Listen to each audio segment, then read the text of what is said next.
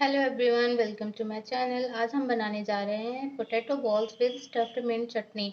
और ये बनाने में बहुत ही आसान होते हैं, खाने में बहुत ही डिलीशियस। आप भी एक बार इसे ज़रूर बना के ट्राई कीजिए। और अगर आपको मेरी ये रेसिपी पसंद आए तो मेरे चैनल को लाइक और सब्सक्राइब करना मत भूलिए। Thank you.